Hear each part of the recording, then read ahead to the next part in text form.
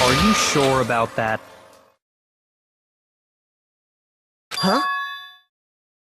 I admit, since Mukuro is undoubtedly dead, Junko does seem to be the only other explanation.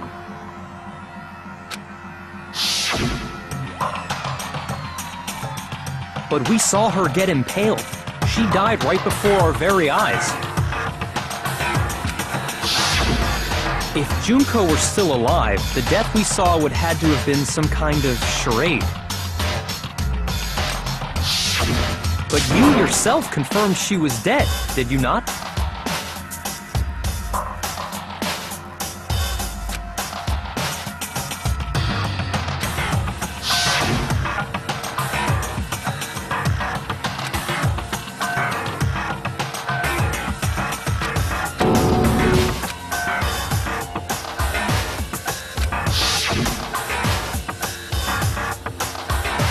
She was dead. There's no question. Junko was dead. So, the idea that she's still alive... It must be wrong. Then you're withdrawing your previous statement?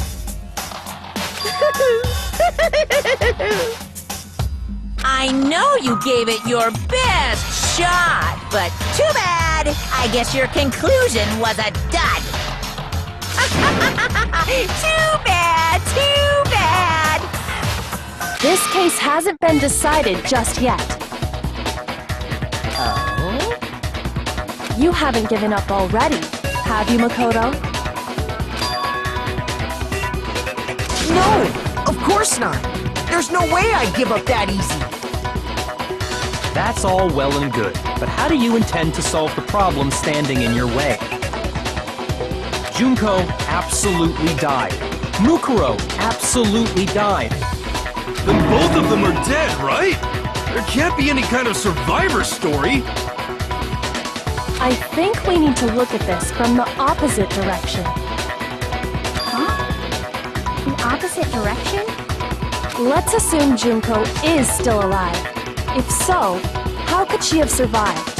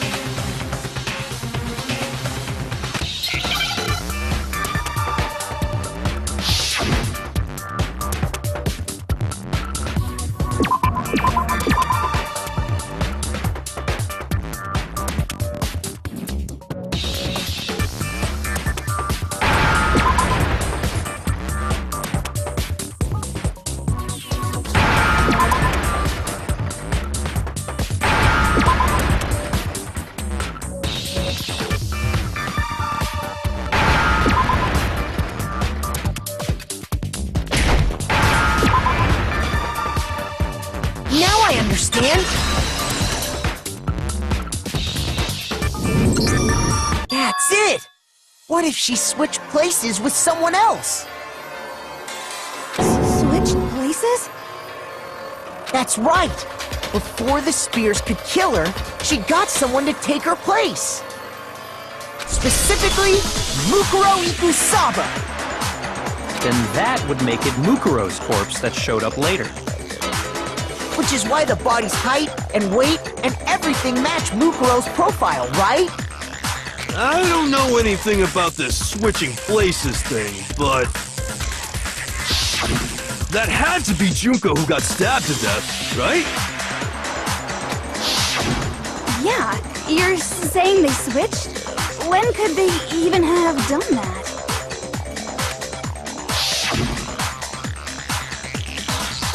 Right when she was about to die? Like she used some kind of ninja replacement technique? Good point. There's just no way they could have switched like that. So maybe the whole idea is wrong.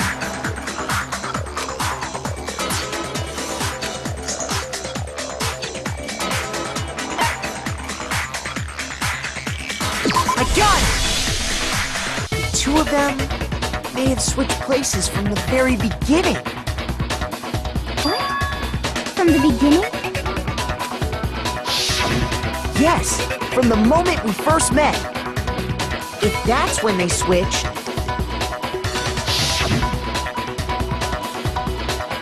then they wouldn't have had to switch at the moment of death, right? After all, the one we saw at that point would have already been Mukuro. Hold on. So, you're saying the Junko we first met was actually Mukuro all along? Then we'd already met her? I had, like, a normal conversation with her.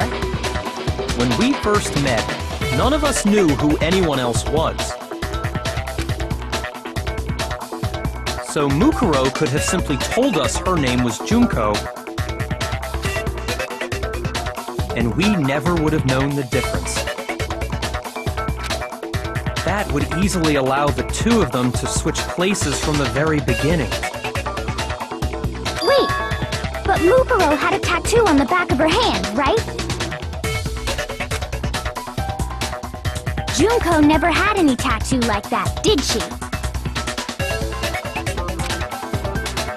She could have hidden it with foundation or something like that. If she did, it likely melted away in the explosion, exposing the tattoo after the body was extinguished. Plus, there were the fake nails found on the hands of Mukuro's body.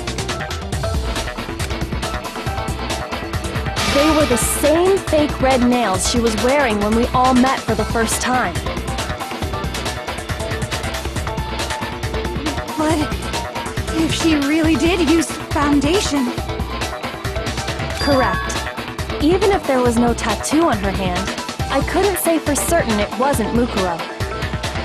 So I'm glad nobody noticed that glaring hole when we were trying to figure out who attacked Makoto.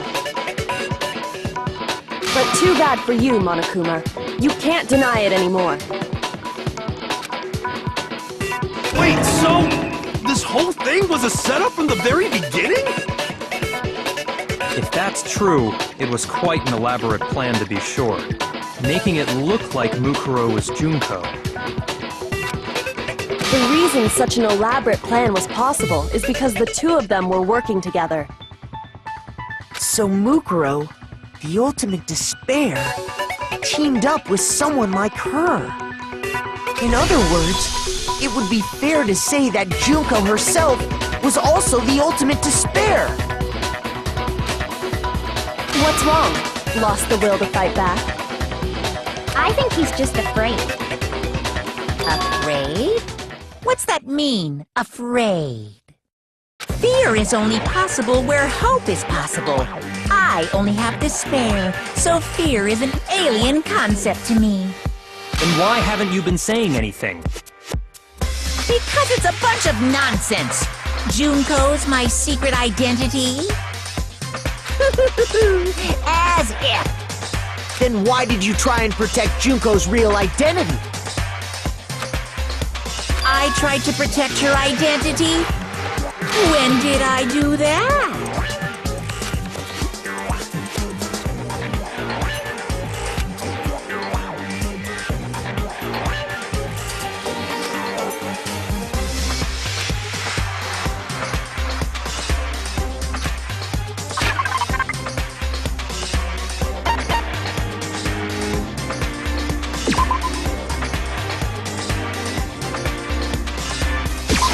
I got it! While I was in the AV room, watching the DVD of our interviews with the headmaster,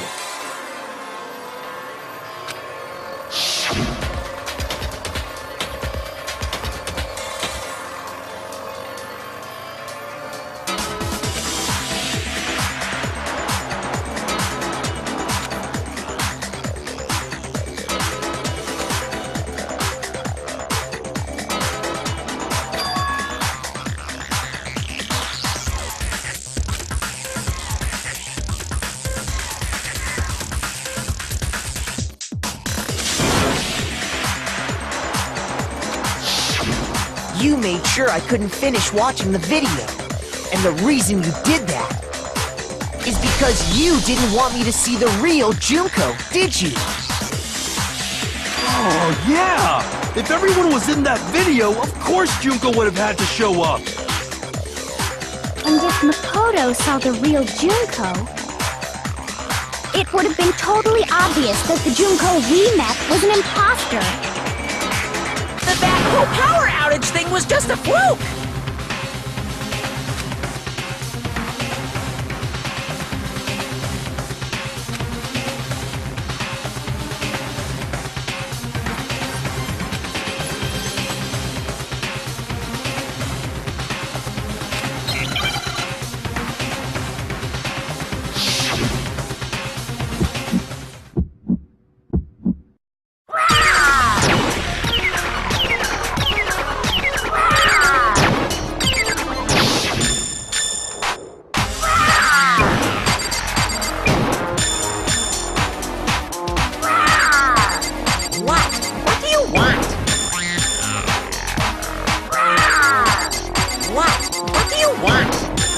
Are you sure about this? You're getting all riled up! That's impossible!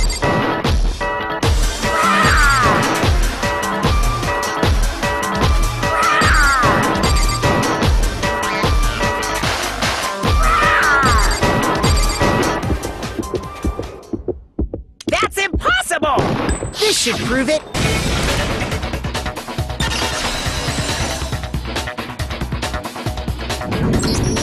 The video wasn't the only thing you tried to cover up. You did the same thing with this group photo. Uh-oh. I noticed it just a little while ago, when we were all comparing the photos we got.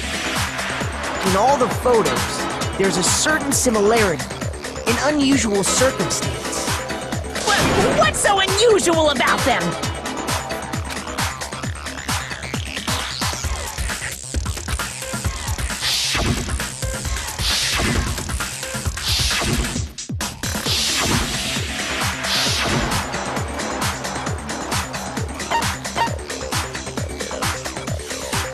I got it! Junko's face. The one thing common to every single photo is that you can't see her face.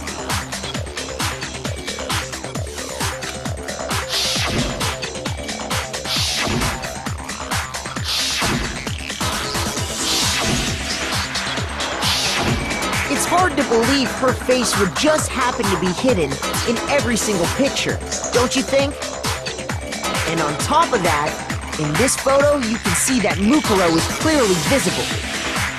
So in other words, at that point, the two of them hadn't switched yet. With all that in mind, there's no doubt that the girl whose face is hidden here is the real Junko.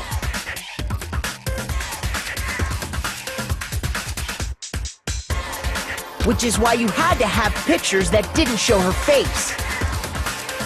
Because if we could have seen her face, then it would have clearly revealed that the Junko in the pictures wasn't the Junko that we knew. Xanadu! I believe everything Makoto said is true. Junko and Mukuro switched places before we met either of them. So she killed Mukuro, who had taken her place, making it look like she'd died. And the real Junko is still alive. And she's the one behind this whole murderous situation. This killing game. She's the true mastermind and the ultimate despair. Xanadu times 2! With this, the identity and the crimes of the mastermind have been exposed. No, wait! Hold on! Don't bother trying to deny it. There's no more room for debate. You don't have anywhere left to run. I'll prove everything, right now!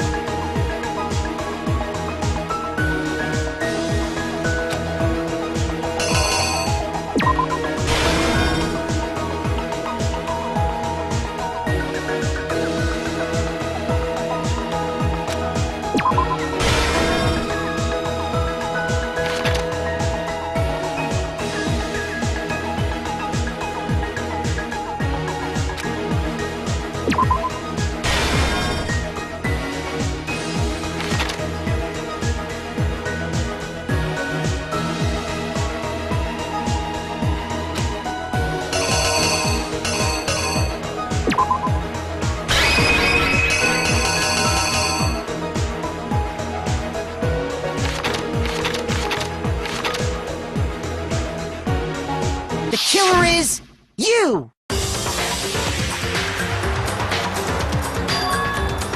We met the ultimate fashionista, Junko and Oshima, right after we all arrived here. But that wasn't the real Junko.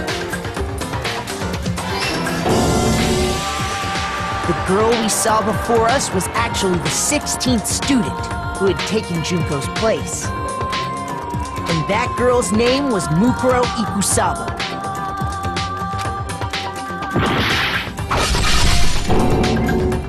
But it wasn't long before she died at the hands of Monokuma. In other words, the mastermind, Junko and Oshima.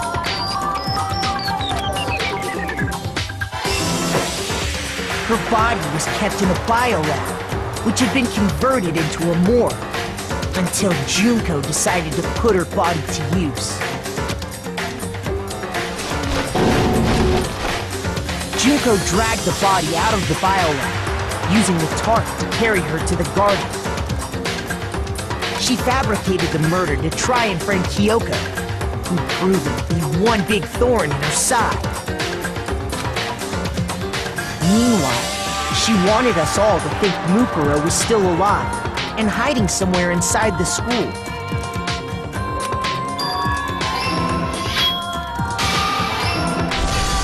So she put on a mask and then attacked me. After making sure I'd gotten a good look at the mask, she left the room. Then she put the same mask on Mukuro's body. This was all to make us think the person who attacked me and the corpse were one and the same. She wanted us to believe the murder had only recently taken place.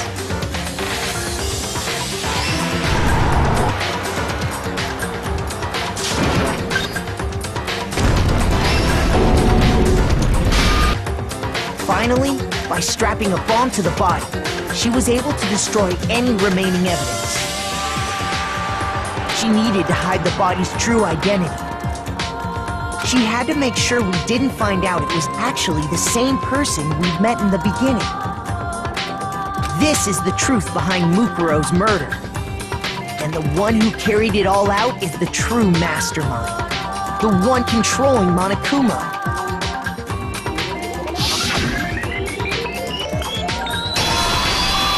The real Junko and Oshima!